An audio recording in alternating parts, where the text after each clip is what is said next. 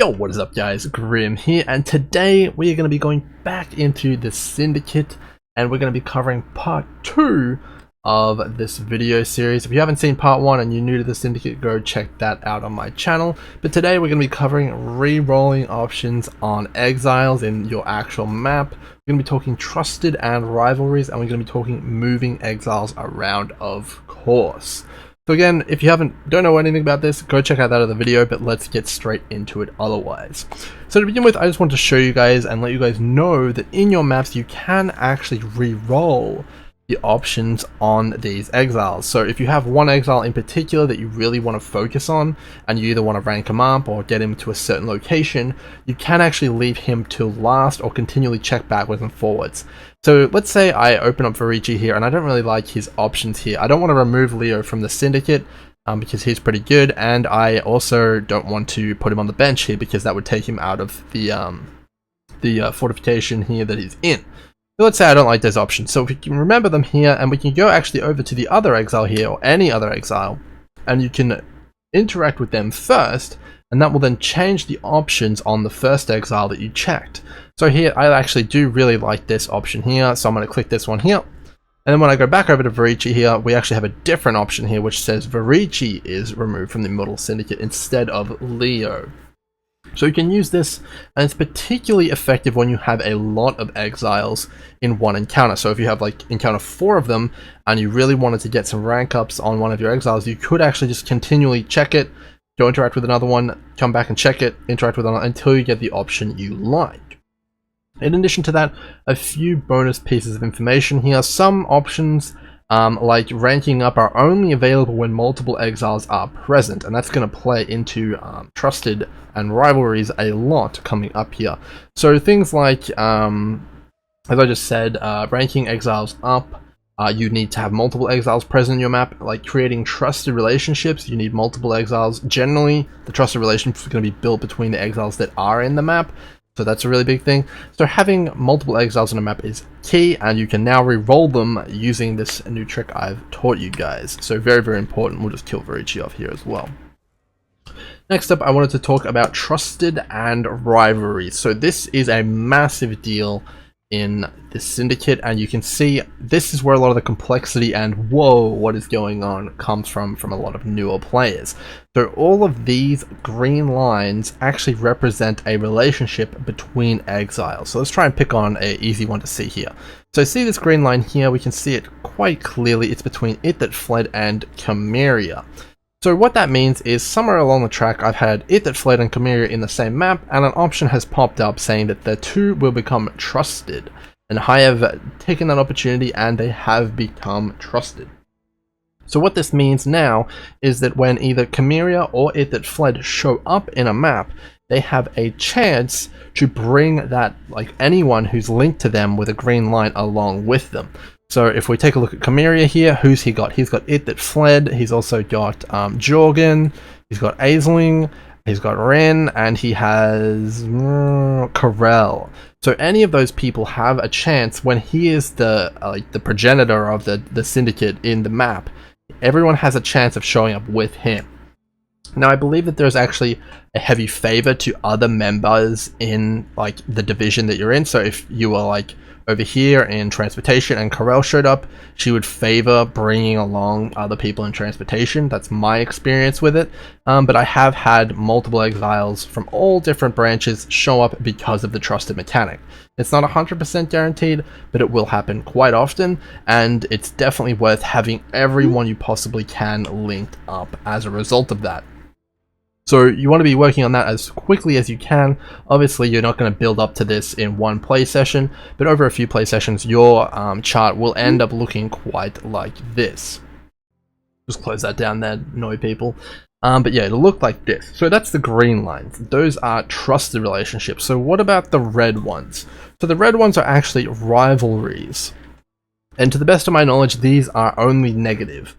They aren't good outcomes. So what happens when exiles are rivals is that instead of having another exile show up for you to kill, another exile will show up to help you kill the other exiles, and then after you've killed them, they'll go and leave. Meaning it's going to take up one of your slots for other trusted members to show up instead. kind of limiting how many exiles you can have in a map at a given time. So these aren't too big of a problem, and I wouldn't fret if a really good option shows up which gives you a bunch of intelligence or gives you something else you want and it creates a rivalry. Don't worry too much about it, just take it. Generally, the best ways to power up a safe house is actually by creating rivalries, so don't worry too much about that. But if you do have them, you do want to take the opportunity when it arises to remove them. And there is actually an option on the right when you encounter some exiles which will remove all rivalries in the Immortal Syndicate, and you can just wipe away all those red lines. So don't worry too much, but they're definitely not a positive thing, so you will want to get rid of them eventually. So just focus on having as many greens and as few as red as you can, and you'll be pretty good to go on trusted/rivalries. So now that those two things are covered, that's going to increase the amount of exiles you have in the map and give you more flexibility to kind of do what you want with them, whether that's get more intelligence, rank them up, all of that good stuff. So that you know those two tricks, let's get straight into moving exiles around where you want them. So there's a few things that we need to understand first, and that is when an exile has a rank, that means that they are tied to a certain branch of the Syndicate. So if we take a look over here at Tora, she is rank 1 currently, and she is tied to Fortification, and we can see that because she's under the Fortification kind of segment here. And we can see that It That Fled is also tied to Research. He is underneath here, he or she, whatever, is under Research. But I mean, it's not necessarily just the position they are on the board, because we can see Gravicius here has no rank and he is not tied to any of them, but he's right in the middle of these two. So just make sure you look at the rank and you'll be able to determine where they are placed. So why is rank important and what happens when they don't have a rank? So ranks are obviously important due to rewards, but what happens when an exile doesn't have a rank? It means that they are a free agent. And what that means is that when they do show up in a map, they're always generally going to have an option to move to a different arm of the Syndicate. So from my experience, the best way to move members between different branches is to derank them completely, run a ton of maps, and then when you do encounter them, if they have the option that you like, to move them to the safe house that you like, take that. If not, bench them again and put them back to rank 0. With using this system, keep them at rank 0 until it does give you the option to move them to where you want them. It is a bit of RNG, but again, moving with the two tips that we learned before, you should be able to kind of re-roll that option multiple times until you can get the one that you want. So generally, you're going to be able to move them in there quickly, and the next trick we are going to be coming up with will make that even faster. So just to recap here, what you want to do is make sure that they're rank 0 to move them to the safe house you want, and then that is going to be good to go. There is one more tip that I will throw in here though, and that is that if you have the member in the place that you want, and you want them to become a general, all you need to do is, first, I would recommend getting them up to rank 3, but as soon as you interrogate by putting them on the bench a general, they will actually be dethroned and the next highest rank member will be put as a general in their place.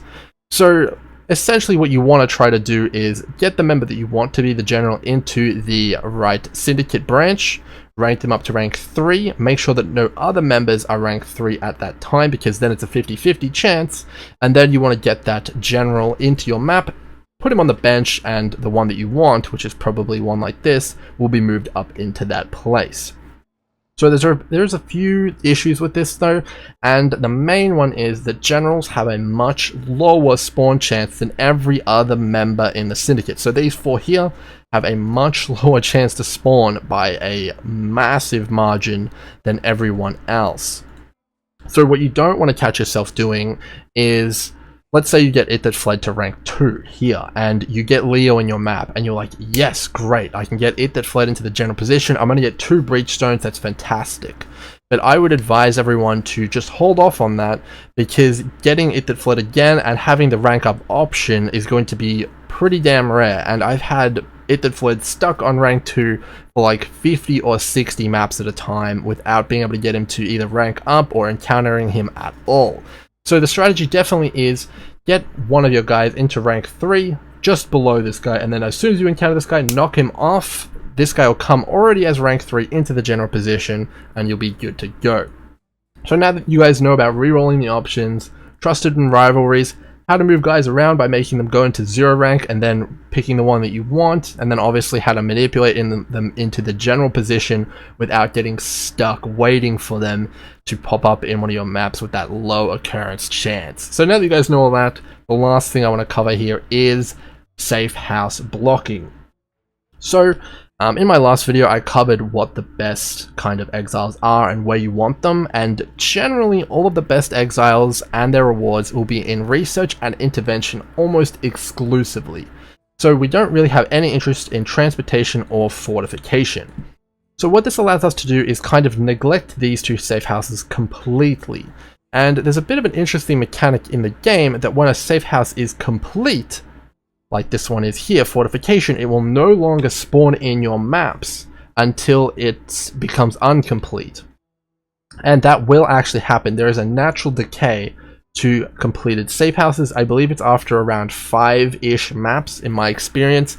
They will then become active again, and they will become in a state like this. They'll go to like 90%, and you can then fill that up again to gain access to that safe house once again.